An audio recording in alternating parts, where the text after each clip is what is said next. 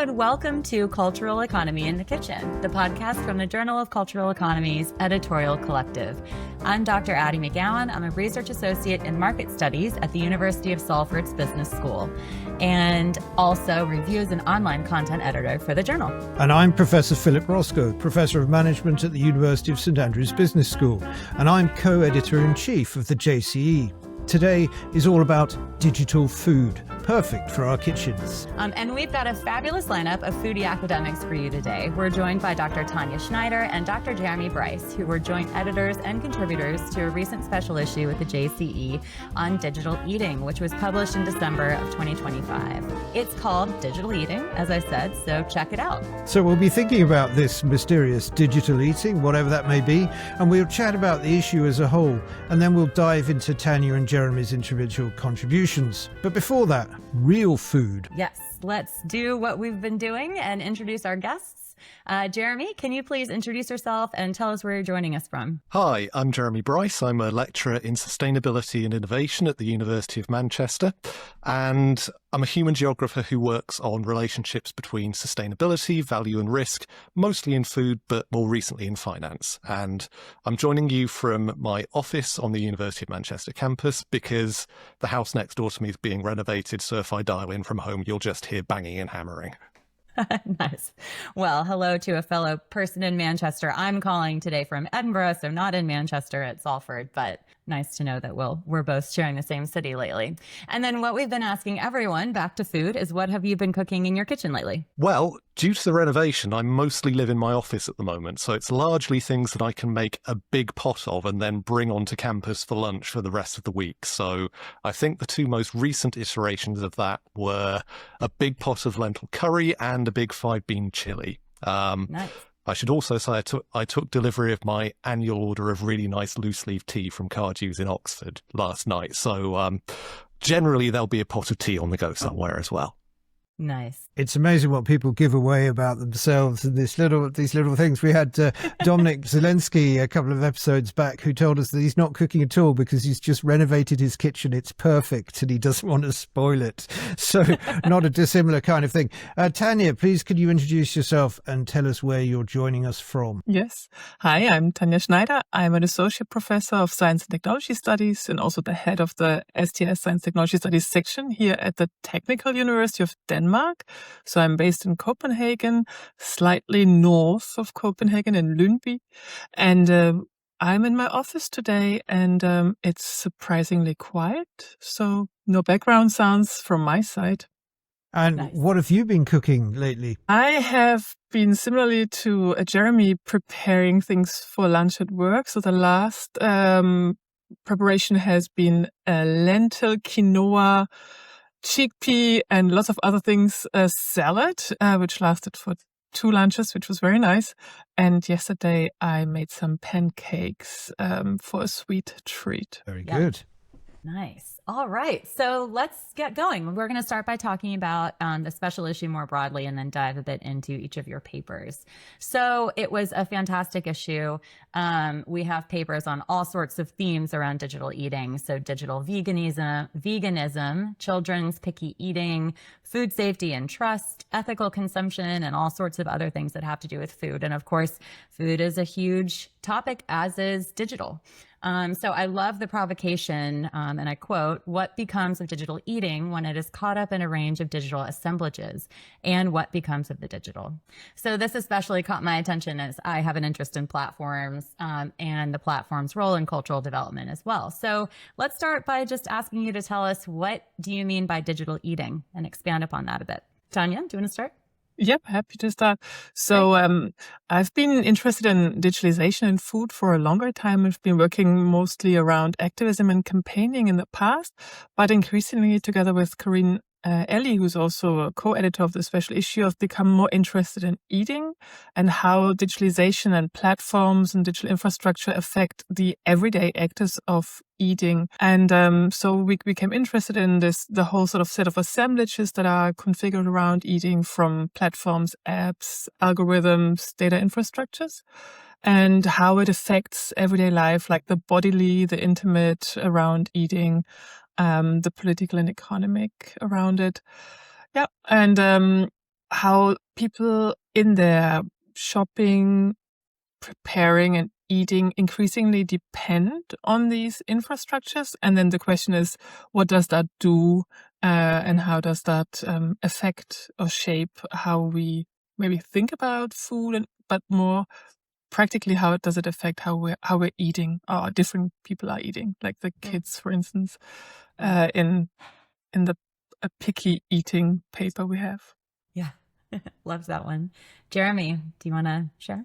Yeah, I think from my perspective as a human geographer who's done lots of work on kind of food supply chains, supply networks, and all of these kind of hidden actors of food processors, distributors, agents and brokers, which kind of sit in that middle ground between sort of the farm and the supermarket shelf or the restaurant. The attraction of kind of talking about digital eating was that it was a really good opportunity to sort of dig into this truism, which I think comes from Mike Goodman, that you hear a lot, that with digital food studies, it's not just about the tech, but it's not just about the food either. And actually, if you want to understand the way that sort of these practices of provisioning and buying food, of consuming it, of communicating about it, bring together everyone from kind of people in their domestic kitchens or in restaurants to kind of marketers and people in various kinds of food commerce, then you really need to look beyond the food itself and actually look at the way that sort of products are advertised and put on display and delivered to people in ways that kind of really expect and presuppose certain kinds of consumption practices, certain kinds of sort of social relationships and cultural meanings. And talking about digital eating seemed to be quite a good way to shift the focus from the stuff to the practices and the relationships. And also it sounded kind of cool, if I'm really honest. It was less unwieldy than sort of saying digital food and something. Right. Nice. Thank you so much. It does sound kind of cool. I mean, I remember we had a bit of a discussion about what to call the special issue in the last moments. We're like, well, actually, just digital eating. It sounds great, but I'm slightly bewildered by it in some ways, and because I would regard myself as very much an analog eater. You know, I'm not an insufferably online person particularly, and I'm always very skeptical of the various YouTube crimes against culinary that we occasionally see. But effectively what you're saying is that I am a digital eater, whether I like it or not, because even if I'm not a regular order of takeouts or a consumer of YouTube or Insta cooking shorts or whatever it may be, I'm tangled up in this despite myself. Yeah, absolutely. And a lot of those entanglements will be something really quite sort of mundane and easily overlooked, like, for instance, getting a recipe from a website or a smartphone app, or maybe sort of going to Google or perhaps now ChatGPT to ask, you know, my child won't eat anything that I put in front of them. Please give me some suggestions for stuff that they might eat. So there's lots of ways in which even what we might think of as analog eating practices actually get transacted through digital technologies in ways that sort of people don't really think about quite a lot. I think Joe DeVille's paper on childhood picky eating from the special issue was a really fantastic example of this, looking at how parents go to Google and other search engines for sources of advice on how to deal with their children's eating habits. It's kind of a reflection of a wider conversation that I've had with various people over the years in the digital geography community about you know, what do we actually mean by digital geographies in a world where actually the digital isn't something that sits on your desktop PC, which you kind of go to for your 2 hours of dial-up internet access that you can afford anymore. It's, you know, it's constantly in your pocket, and all sorts of stuff that you're doing, not necessarily while engaging with devices and screens directly, are actually partly digital now. Like, where are the analog geographies that you're differentiating yourselves against at this point? Right, exactly. And if I remember correctly, Joe brings in finding a book through the digital. So like reconnecting then with the offline and kind of the more material classic resources that we would think of that we don't really think of as enrolled in this digital assemblage of eating, but they very much are. It also reminds me of the research we did for the more of the same paper that I co-authored with Aline Sternberger and Giada Danisi, where we issued a survey and asked people about, which how their eating is shaped by online or apps or other sources. And initially, you see that they kind of didn't really say something, but then if you triggered them to sort of like, which apps do you have on your phone? Which searches do you do related to food on the internet? Then it's like, oh yeah, there are things that I do, but it's not considered to be something that they don't the term is a conceptual term, digital eating, that we find useful for writing up or kind of like grouping the research in the special issue. But in everyday life, I guess people don't think of it as digital eating. It's something to think about. How and what is the digital in my eating? Is it? Yeah. Which is, as we said, a fantastic provocation. I think too, you mentioned 2020, and that was a time where digital eating really took off as well, of course. I mean, I remember being kind of locked down here in Edinburgh and be delighted that, for example, Dishoom, which you could never get delivered, was all of a sudden allowing deliveries, and they included a stick of incense to smell, like to bring the environment of Dishoom to your home when you order. So it was just this like reconfiguration of, to your point, Tanja, almost the same, but just then reconfigured in a slightly different way. So disentangling that, I think, is fascinating. And you're right. I think that there are, being a platform scholar myself, a lot of kind of hysterics around, the digital is reconfiguring everything. Well, is it kind of, reinforcing existing structures, but in a slightly new way? And that to me is just a nice question. So bringing, thinking about, is it a total reconfiguration or is it something else?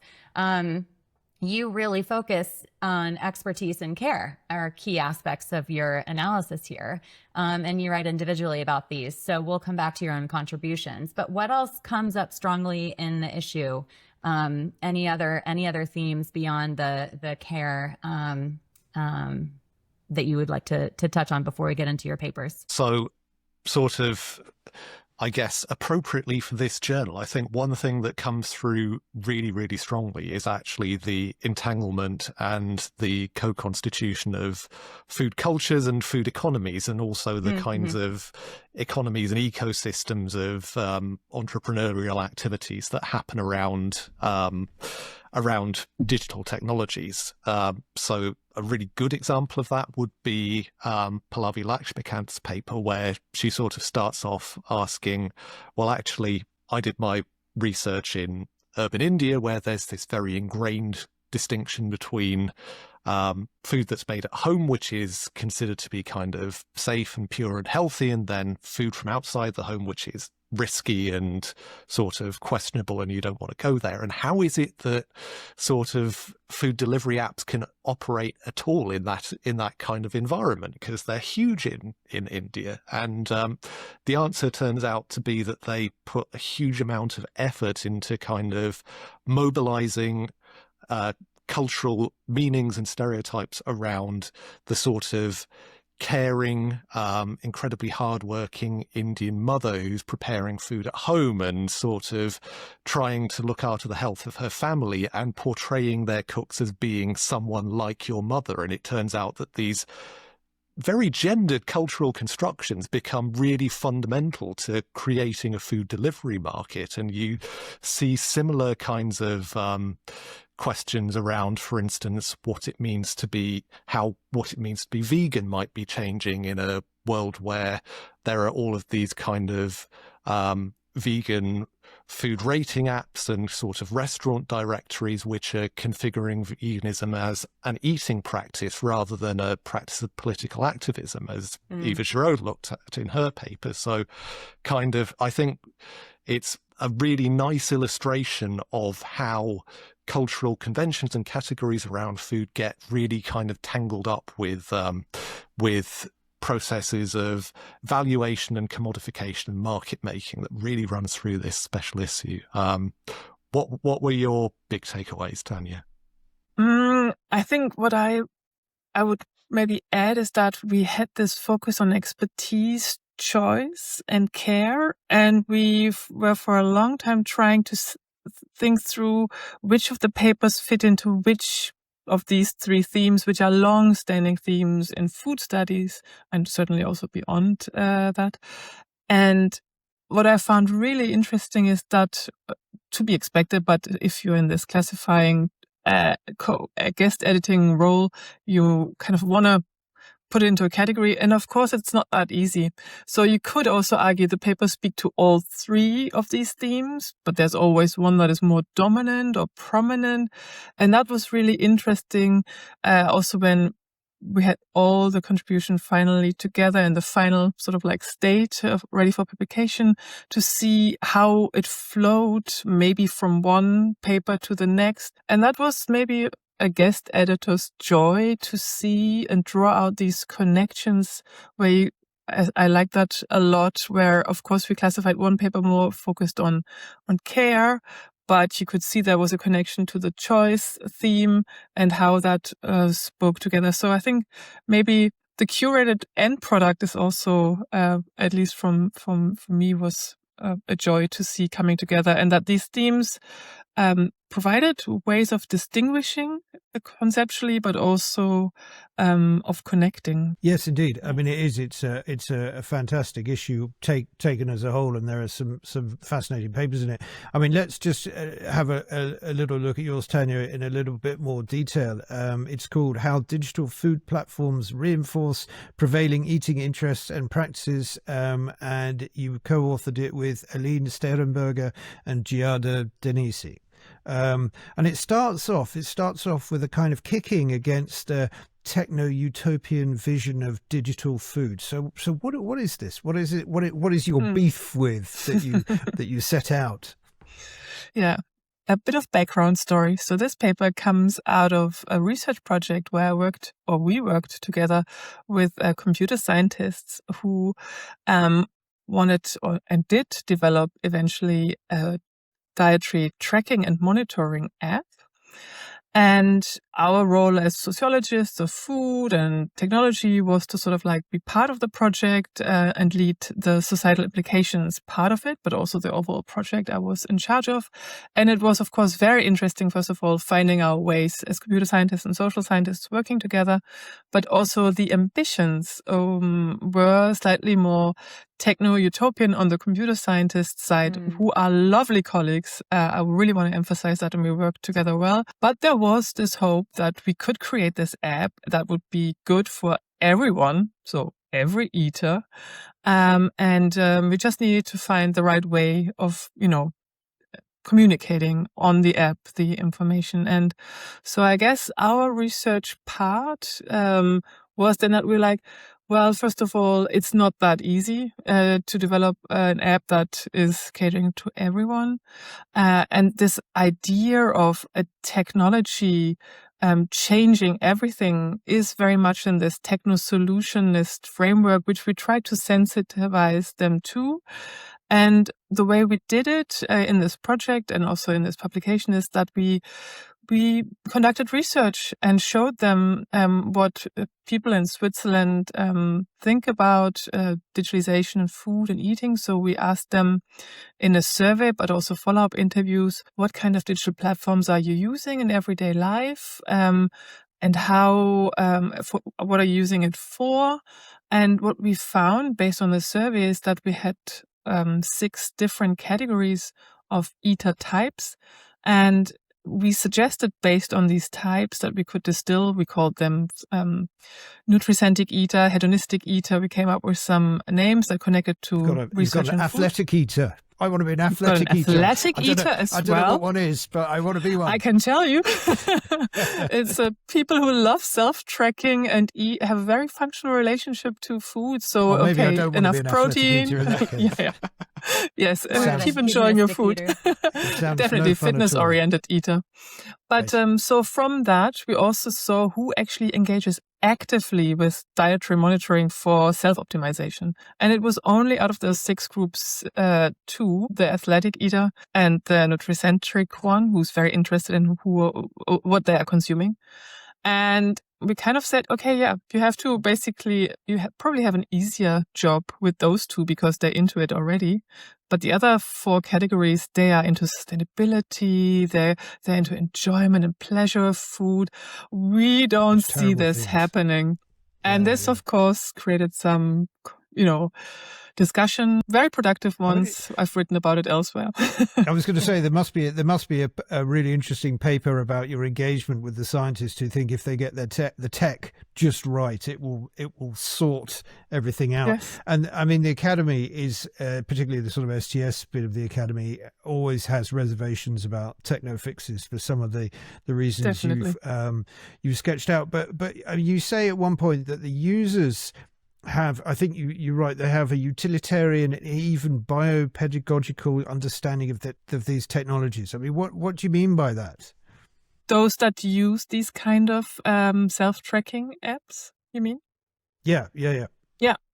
So I think we have to see that those in the category that very much are already engaging with dietary tracking apps, at least in our research in Switzerland at the time, they had this specific relationship with their body and also with food.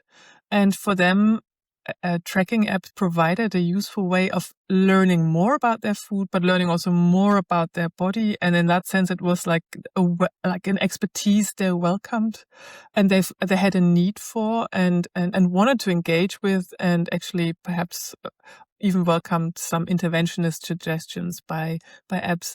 Others, again, as I mentioned before, hedonistic eater maybe doesn't want to necessarily know so much about the details of but it could be from a medical perspective be useful if the person knew more about it. Not saying that they shouldn't, but how do you convince them to be interested? And maybe it's not in the article, but just to say, the way we went in the project is that eventually we collaborated with colleagues in nutrition and obesity research at the Inselspital, which is the hospital in Bern, developing precisely an app in an intervention between medical doctor and patient, to use such an app to inform them and track their eating behavior. So that led more to a very focused category of users. But so even these people who you're finding are engaging with the app only really come from a minority of these clusters of eaters, in effect, if I'm understanding correctly. And you talk about people following their interests and consuming and generating information in the rest of the paper. Again, is that everyone? What kind of things are people up to in digital foodscapes, as you call them? Yeah. So it's really interesting. In our data set, we didn't find anything also in the interviews where you would have a bit more interactive information and could follow up. Anyone saying, oh yes, and then I discovered this in the app, or I discovered this online, and now I've changed my eating practices radically. What we have more, and it's maybe also because we don't have longitudinal data, I should flag, but what we have more is, I was interested in veganism and I found this app was particularly good in helping me find restaurants or good recipes. So in a sense, they came with a specific interest already to the platform or the app, or searched on the internet, or were particularly drawn to specific content on social media platforms.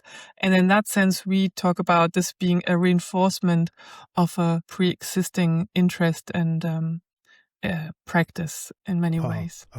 And one thing, just to wrap up a little bit. So I noticed, in a sense, an absence in your paper. It's not a complaint. It's just because of the way that I tend to think through things and how I tend to read. But what there isn't in your paper is any of the kind of usual gripes about apps kind of enclosing or privatizing people's work or taking, there's none of that. In fact, what you seem to say is that this is all very short-lived. This is all very fragile. This is all very, very sort of, tentative. I mean, is this a warning for the would-be digital eating entrepreneur that this is tricky ground? What's your take on this?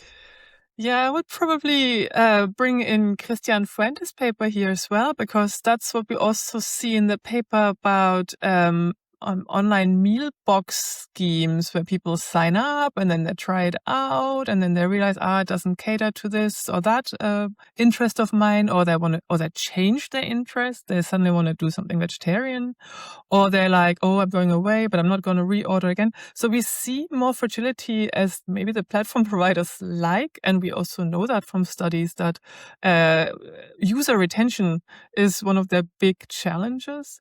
So I think, yes, both these papers point to the fragility. If people's interests change, they move on or seek out different content or different sort of platforms.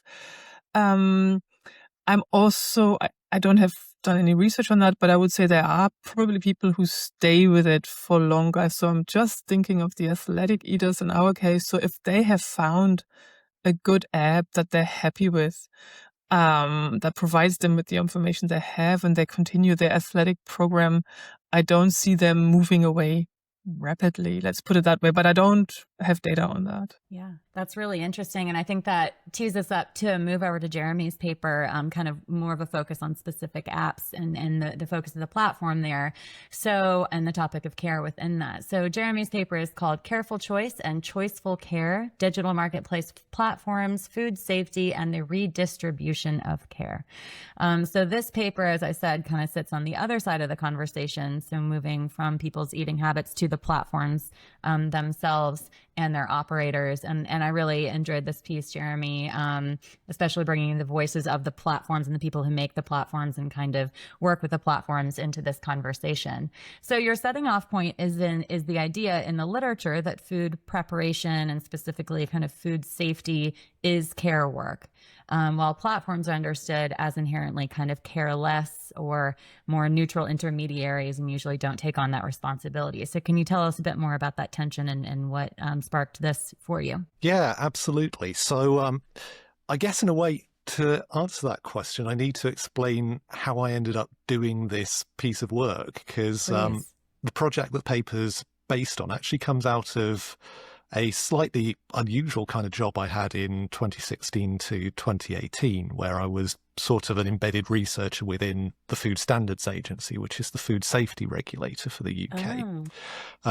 So I was supposed to be producing research that was academically interesting, but also aligned to the agency's kind of policy agenda at the time. And one of the things they were sort of slightly struggling with at that point was that there were lots of these kind of marketplace apps popping up where people could buy food from various sellers via an app, and at the same time lots of people, particularly in the media, were starting to develop a habit of looking at who was selling food via these apps and then publishing pieces when there was a slow news day saying, you'll never guess how many takeaways there are on Just Eat or Deliveroo with a 0 food hygiene rating, and this is really, really bad, and the Food Standards Agency should be doing something about this. And also in a slightly more serious way, covering cases where people with food allergies had ordered food via this app, which had then been improperly prepared or labelled, and in a few cases had actually died as a result. So there was a serious issue behind this as well. But as a result, lots of people in the agency were sort of saying, well, what do we do about all of these outfits? Because they're not food businesses in the way that we usually think of that. They're not producing food. They don't have a shop where they're selling food. Actually, if you go and inspect them, they're probably not going to handle any food or own any food at any point. Right. So what would we be doing with all of these kind of platform intermediaries? And also, what are they already doing to make sure that the food that sellers on their app are providing to customers is safe? And what more could they be doing to help to improve food safety standards? So I kind of went, well, that sounds kind of interesting. I could maybe do some interviews and find out. And, you know, that was where the paper came from. And I went out and talked to people who were, in some cases, CEOs or country managers, the smaller platforms, or had kind of seller management or food safety management kind of roles within them to find out what their employers were doing on food safety. And actually, it turned out that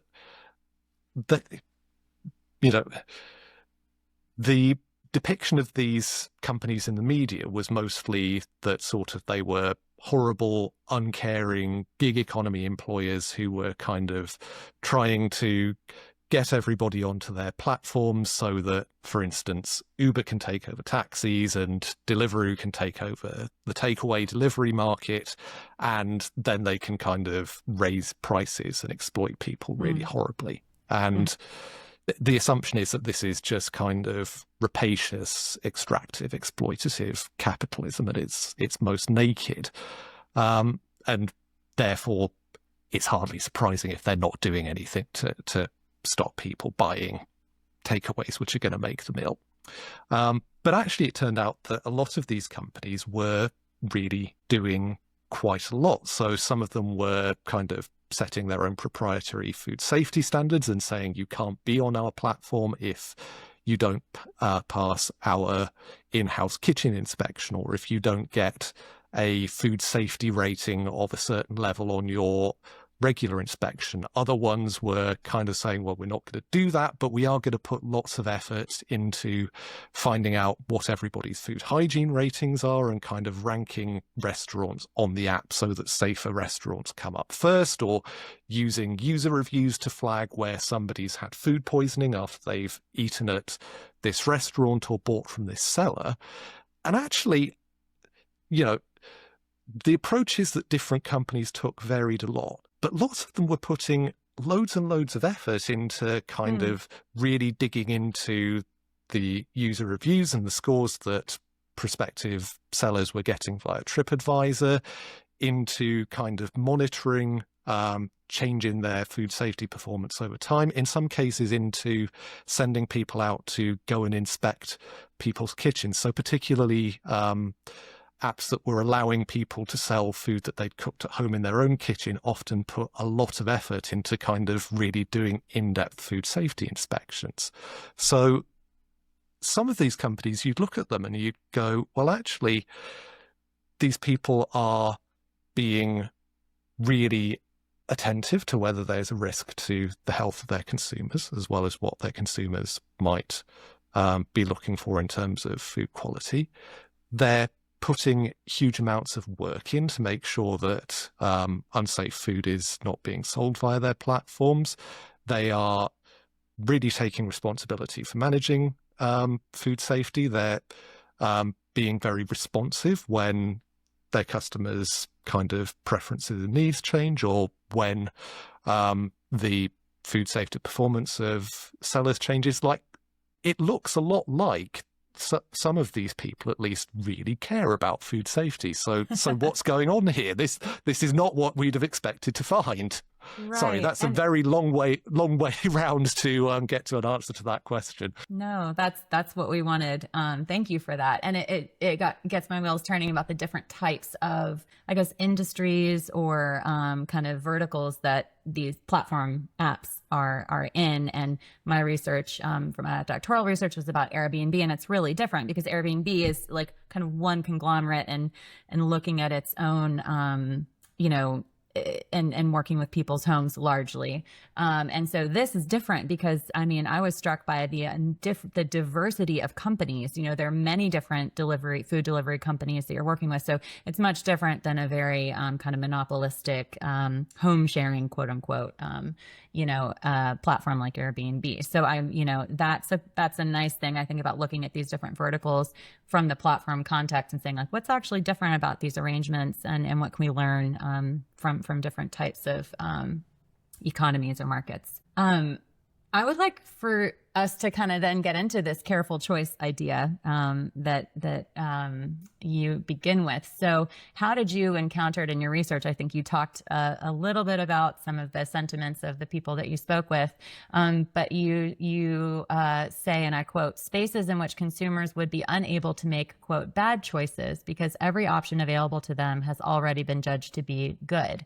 So your interviewees sought to care for shoppers by protecting them not only from unsafe food, but from disappointment as well. So I want to speak a bit more about that if you can. Yeah, absolutely. So it's interesting that you mentioned Airbnb to set this up, because you're absolutely right that Airbnb's kind of business model is we are going to be the accommodation sharing platform, and everyone who's got an apartment for rental, they're going to be on Airbnb. So if you are someone who's traveling, you're going to just be able to go to our app or our website and see all of the options that are out there in the market. Right. And you do get particularly food delivery platforms which take a similar approach. But then the question is kind of, if you are looking to start up a food market, a digital food marketplace, and you're not Uber or Just Eat, you're not a 20-year-old business which has incredible financial muscle about it. Right. How are you going to break into that market?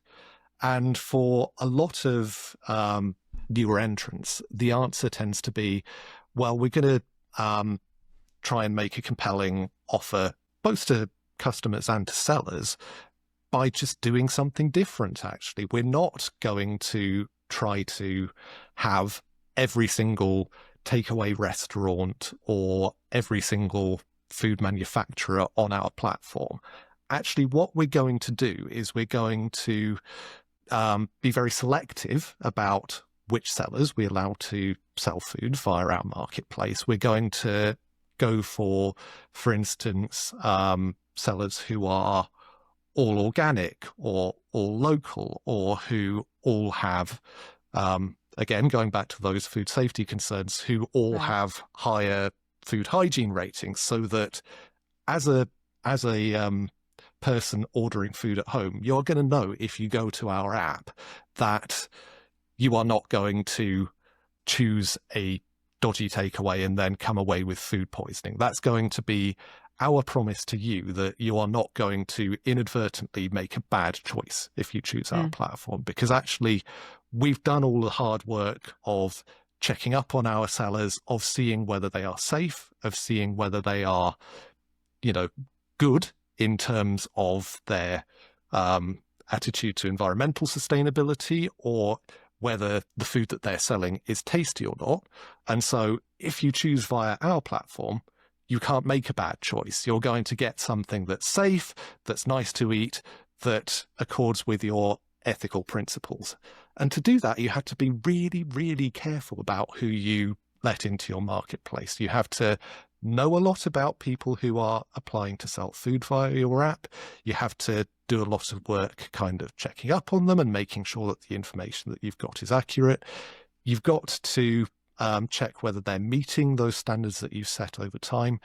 There's a lot of work and a lot of care that goes into setting up that kind of curated, selective marketplace. And so the idea is that when somebody chooses a particular product or a particular seller via your app, then the choice they're making comes freighted with lots and lots of care that actually the people who run the marketplace have already put into selecting their sellers.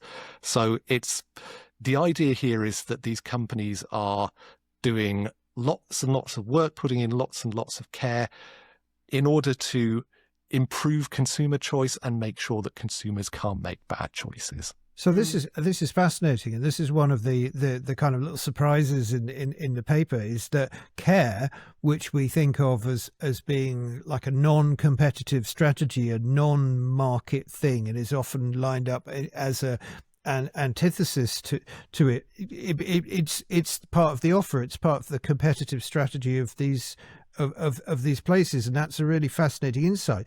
But at the next moment, you tell us that it fails. It's not. It maybe it's too expensive. It's too time consuming, or what have you. And then you take us to another kind of choice, which is about sort of careful non-care, or almost this open marketplace with no exclusions. Yeah, the choiceful care as the antidote to that. Yes, and actually I owe Joe DeVille a thank you for that, because in that East 4S section I was talking about careful choice, and then went on to talk about this group of companies, and he kind of said, well, what about calling that choiceful care? I'm like, oh yeah, that fits really well actually. So thank you, Joe. It does. So yeah, the thing that would have been easy to say after looking at those companies which put lots of effort into curating their marketplace would be to say that these companies are, they really care about food safety. They really care about their customers. They care about their sellers as well, because they're creating this environment where, they're not going to be reputationally contaminated by being alongside, lots of dodgy takeaways. The big takeaway delivery apps which don't take that approach, which are aiming to have everyone in the marketplace on their app, they don't care. But actually that would be a little bit of a misnomer, I think, because I did go out and talk to some of those companies as well. And what the people who did the work of kind of vetting their sellers and monitoring food safety tended to say was, on the one hand, yes, it would be really expensive and quite difficult for us to go out and inspect all of the, tens or hundreds of thousands of sellers who are using our marketplace. But on the other hand, they tended to feel that that would also be unfair to those sellers. It would be unfair to sellers with lower food safety standards in a strange way if they kicked them off their app, because they were being they were not prohibited from selling food on the high street. So essentially, what right did they have to bar them from the marketplace, the digital marketplace? And you could say that's very kind of self-centered, but in a way, and there's a strong commercial rationale for not cutting off those sales, but it's a moral position as well, isn't it? Yeah, absolutely. And a governance opportunity. Absolutely. And this is what is fascinating about the issue as a whole. Then, if we just wrap up the discussion, you write in the editorial about intimacy being fragile and care being transactional, so these kind of contradictions at the heart of digital eating. So where does that leave us? That's a horrible question, isn't it? It's the kind of thing you ask a group of students and you're like, why did I ask that? I'm going to be suffering for 20 minutes in silence. Yeah, you got to give us some time to think about that. But let me give a spontaneous reaction and let Jeremy come in with a more reflective question. I, of course, would say that leaves us in a place where, of course, we need to study more of digital eating and how eating is being reshaped and how responsibilities are being, handed over to consumers to care or to make careful choices themselves too. I also have the impression that, how can I put that? Eating is often assumed to be something so mundane. And I do think what this issue hopefully, I really hope, shows is that looking through food at the digital and overcoming this, it's just this mundane activity, we can learn a lot about digital capitalism, digital platforms. We can also see how we can bring different kinds of literature that largely live their own lives in separate debates when we bring them together. So that's my spontaneous take. But Jeremy, you had 2 more minutes to reflect, or 1 more minute. So I think what's important about that ending point of the editorial and the concerns it raises about the fragility of digital assemblages is that actually it takes us away from the quite sort of epochal tone of some of the kind of big theory accounts of sort of platform capitalism and digital capitalism, and the idea that, once something gets drawn into a digital assemblage, then it's going to be enclosed and taken over by an all-powerful big tech company, and we're all going to be under surveillance forever and everything will change. I think when you start to look empirically at some of these sort of assemblages and some of the economic formations around them, you find that actually they're always on the edge of falling apart.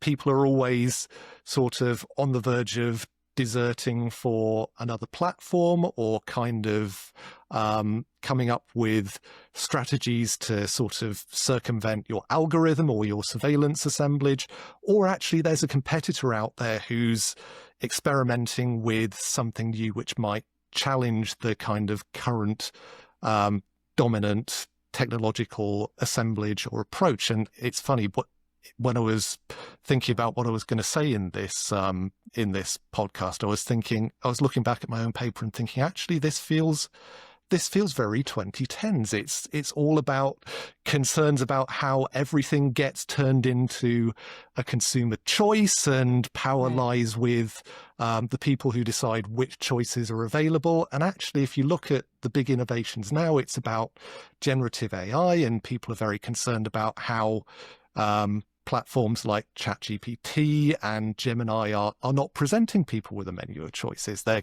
kind of trying to shortcut and provide you with the best choice or the one piece of advice that you want. So this stuff is always changing. It's always internally unstable. And I think in a strange way, that's kind of hopeful, because it suggests that these things could be done otherwise, and that there are points for intervention that we can find if we sort of take the time to look at them empirically rather than assuming that we know everything in advance.